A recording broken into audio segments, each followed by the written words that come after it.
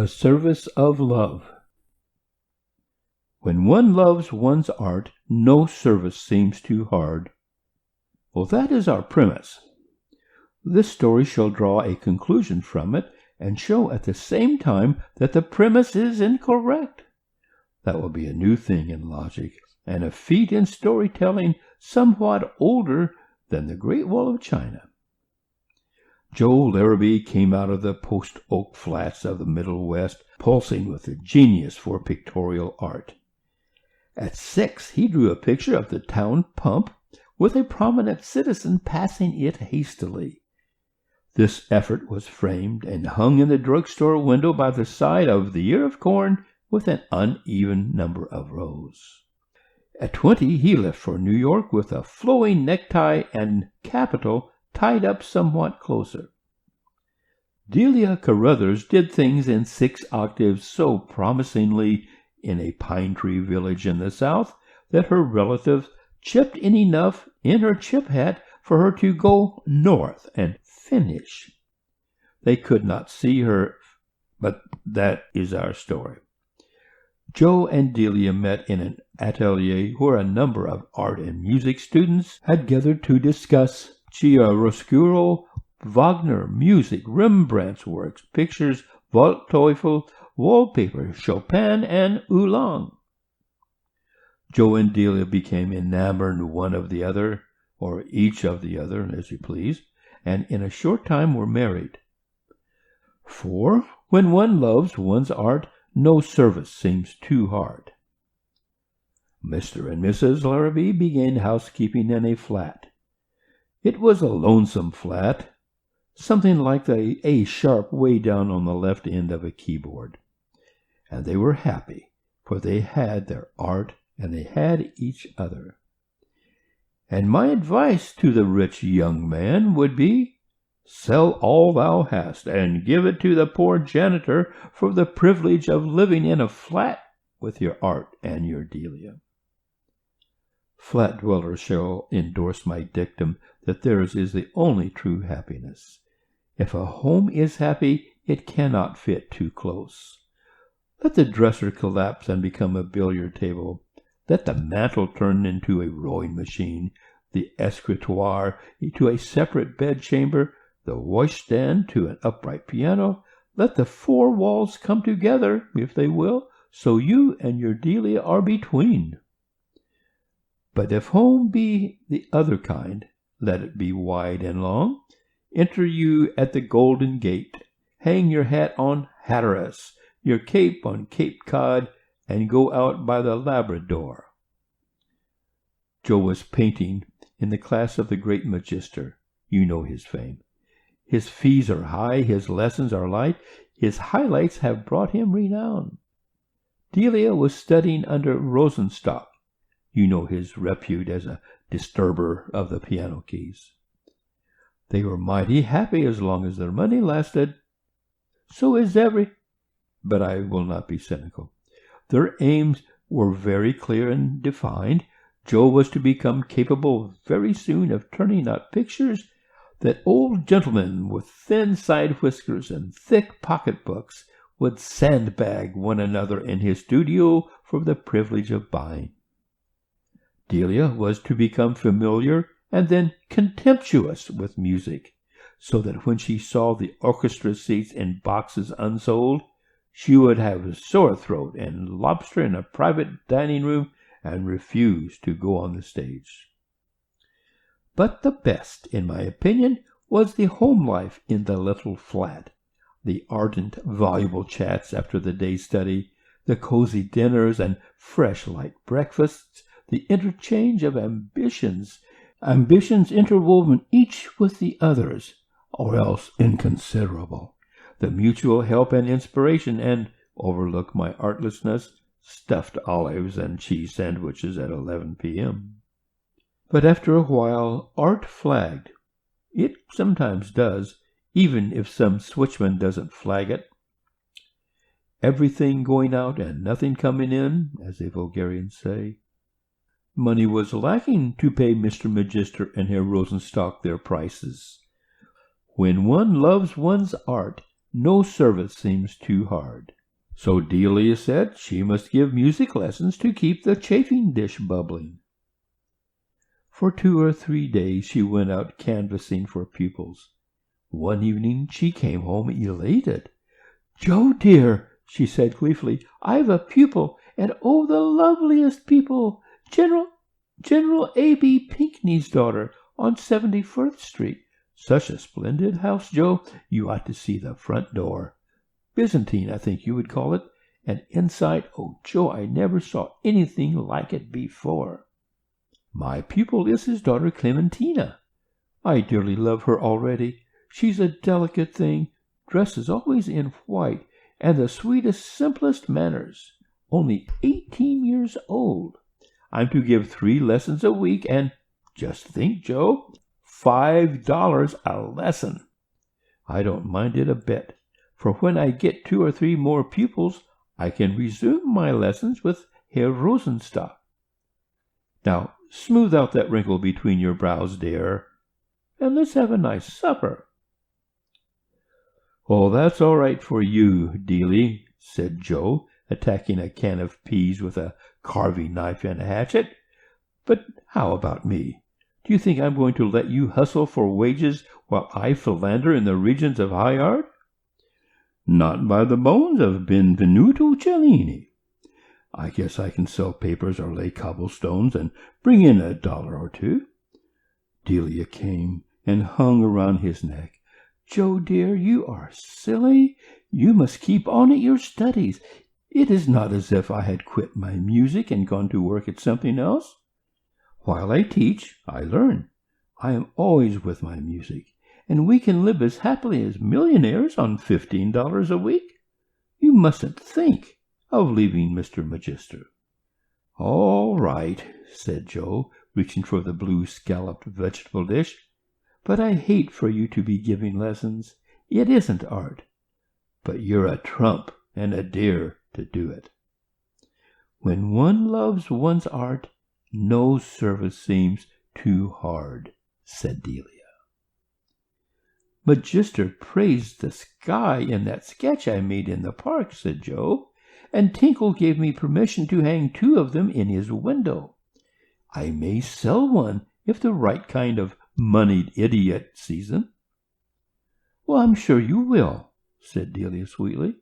"And now let's be thankful for General Pinckney and this veal roast."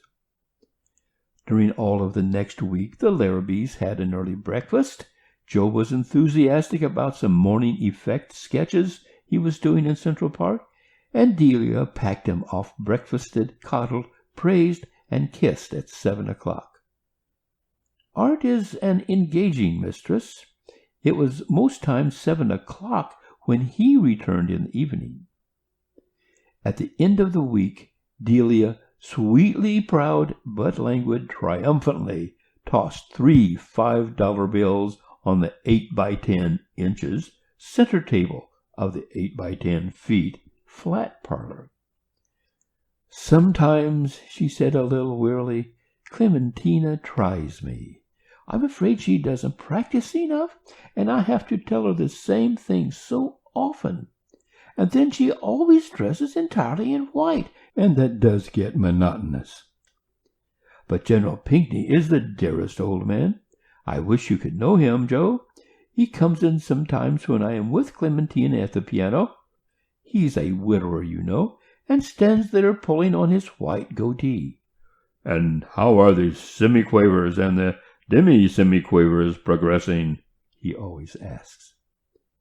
"I wish you could see the wainscoting in that drawing-room, Joe, and those astrakhan rug portieres, and Clementina has such a funny little cough.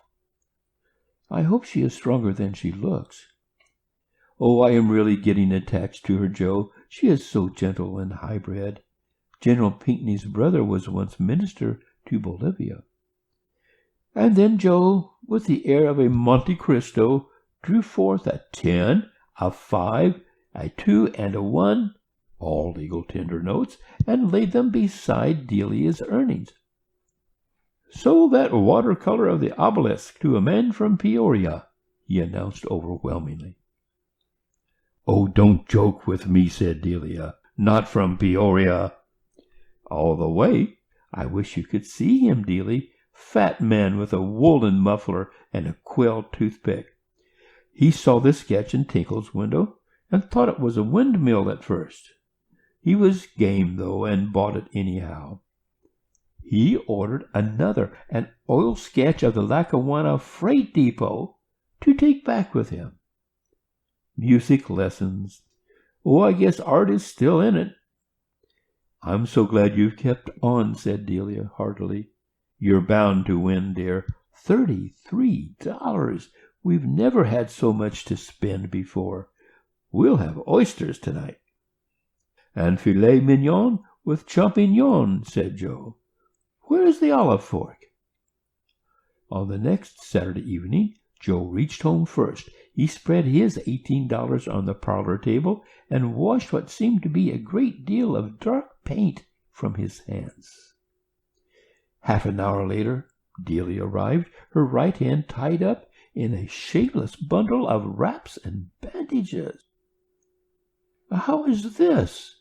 asked Joe after the usual greetings. Delia laughed, but not very joyously.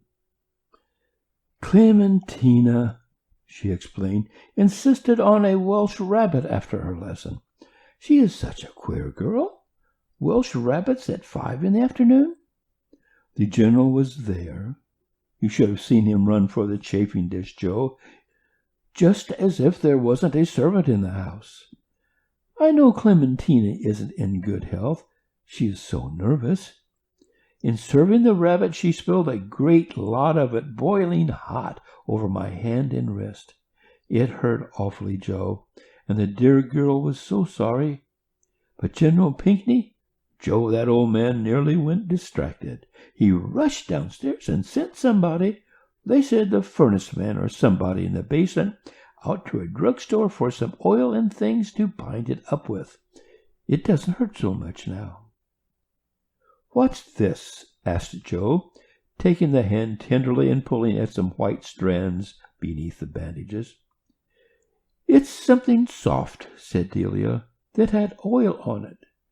"Oh, Joe, did you sell another sketch?" She had seen the money on the table.